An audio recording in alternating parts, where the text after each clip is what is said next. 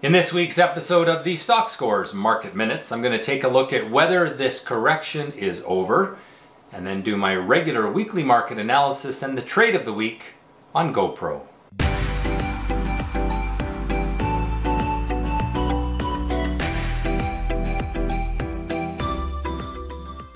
Alright, welcome to this week's Stockscores Market Minute. So is the correction over? Well, let's take a look at the chart, but also consider a few things that have gone on this week. First of all, the monthly upward trend line has held. The intraday downward trend line has been broken. Now these point to a likely rebound in prices near term.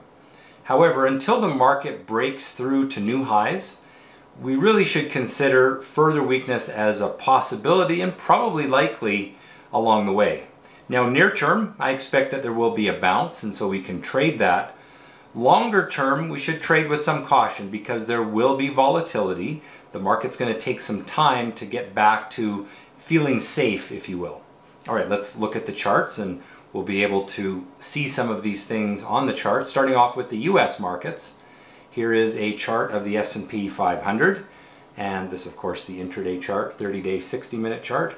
And you can see that this week it did something quite important. It broke the downward trend line that has been underway since October 4th. So we had the break there, and we're now building that rising bottom consolidation, that sideways pattern. And what we want to now watch for is for it to break out from that range as a cue that the next leg of the bounce back is underway. Of course, it could also break down here and retest the lows. That's probably not going to happen, but it's possible that it will happen. We want to keep an eye out on that as a negative signal that there is more weakness to come. Moving along to the longer term chart, we can draw that longer term trend line, and of course that was broken, and that's why I think we need to be cautious. Good sign this past week that we closed above the open for the week after hitting a new low. And more importantly, a chart that I'm not showing right now is the longer term monthly chart, which has held. We talked, I think, last week about it threatening to break the very long-term upward trend line on the monthly chart, but because we came back by the end of the month a little bit, it has actually held that long-term upward trend line.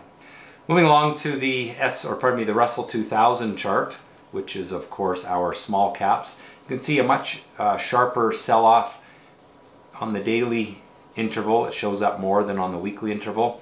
And we have broken the pullback right there at essentially the lows that were hit a couple of times in the past. So support has held, but we've got some work to do. It's not going to make a V bottom and move right back to the highs. It typically takes some time. You'll give a give and take among buyers and sellers as they build confidence that this bounce is holding. Now onto the Canadian markets, and for the Canadian markets, we of course always look at the TSX 60, symbol T.XIU for the ETF, and again draw the downward trend line. You can see very similar pattern as we had on the S&P chart. We broke the downward trend line. We're now moving sideways at a rising bottom. That means optimism is starting to build, but ultimately we need to break to the upside from that rising bottom. Onto the the longer term chart, this is the weekly chart, and you can see that horizontal support has held. We've hit it once, twice, and now 3 times. We've held it so far. Until we break down through it, I wouldn't get too concerned. But at the same time, there's not tremendous upside. This market has been in a sideways channel for about a year and a half with oscillations inside the channel. The next move should be up and moving up toward a retest of those all-time highs, but we have to be watchful that we don't instead break down through support. So for now, it's okay, but keep an eye on whether the market can hold support. Looking at the TSX Venture, which came into the week pretty oversold. How do we know it's oversold? Well, we draw a trend line and we look at how far price is from the trend line. That's how we know it's oversold. Here we were oversold and we bounced back. We're now oversold and starting to bounce back. I think that probably continues, but that does not mean that the downward trend is over. This, of course, the daily chart. So short term, expect a little bit of a bounce back in some of those beat up sectors like the cannabis stocks. However, don't yet think that the selling pressure is over because it will meet some resistance at the downward trend line eventually. Moving on to currencies, fairly important right now because US dollar rising is causing problems for emerging markets, and you can see that we hit some new local highs this week but couldn't hold those gains. This the weekly chart, and so you can see that during the week we were up, but we ended up closing the week more or less where we opened. The buyers are still in control of the US dollar because we have rising bottoms, but that signal there, which is called the doji candle, it closed essentially where it opened, implies that we could see a little bit of a pullback near term, so we'll want to keep an eye out for that. Looking at the Canadian dollar, which has held up reasonably well while the US dollar has been getting stronger, but it is still in that bearish pattern of falling tops, and the question is, will support get violated, or are we going to break the cycle of pessimism? And that's what we want to watch out for. Pretty low volatility right now. We could come down to support and bounce, or we could try to break that downward trend line and get the buyers back interested in the Canadian dollar. For now it is a negative chart, but with not a lot of volatility, so not a lot of concern. Moving along to interest rates, important chart this week because interest rates rose again.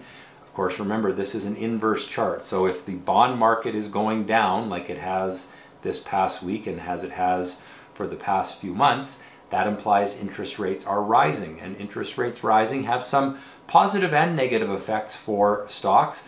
Positive for the banking stocks, although the banks haven't really reacted, and a negative for a lot of the things that have been important for the stock market, like buybacks. Buybacks get more expensive when companies can't borrow cheap money in the bond market to buy back their shares, and those share buybacks have been a stabilizing force in the market, so we have to keep an eye on how interest rates move along.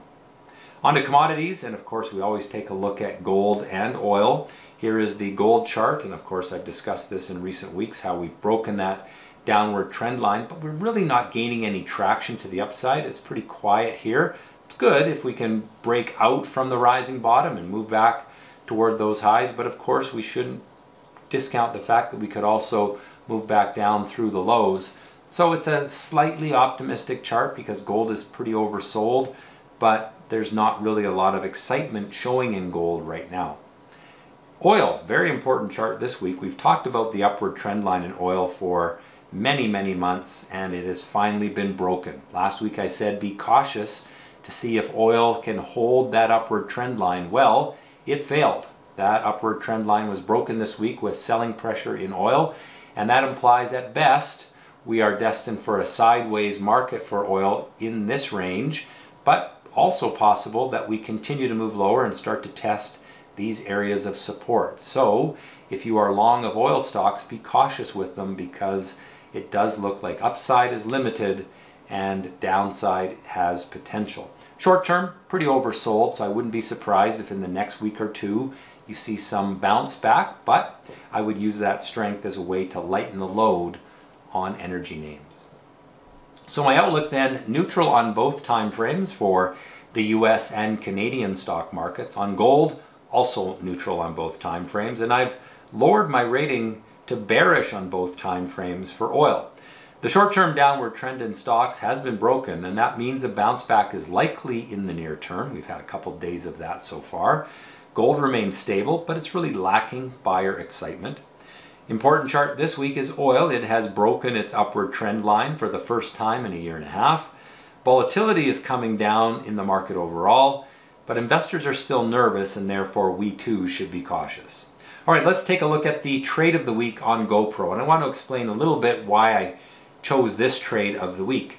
Every morning I take a look at where I think the market is going to go for the day, and the market was actually strong on the open on Friday. It was gapping up from a rising bottom. A lot of signals there that it was going to be a strong day for the market. However, I chose to focus on shorts, and the reason was because the market was somewhat overbought. It was quite far above its trend line, and that meant that that strength on the open would probably be met with some selling pressure.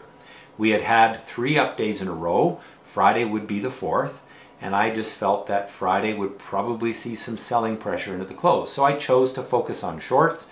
GoPro was one of my candidates. You can see right here, that little gray dot there is the indicator. There's actually a purple dot behind that. You can't see it, but it was my action candle indicator to the downside, indicating that strong selling pressure in GoPro, and it actually fell lower throughout the day, finishing the day as a trade at about -6, I think -6 RR for the, maybe -7 RR for the day, making it a pretty profitable trade. The point of it all, however, is don't be fooled by strength necessarily on the open. There are times when strength is going to be met with some selling pressure when the buyers get tired, and after 3 up days in a row, the buyers were simply tired on Friday. Well, that has been the Stockscores Market Minutes for November 3rd, 5th, 2018. Please subscribe to the channel if you are already subscribed and you want to get alerts when I upload a new video. Click on the little bell icon. That will put you on the list to get email alerts when I have uploaded a new video. I hope that you've enjoyed this week's episode. Please click on the like button, leave your comments, and most importantly, trade well.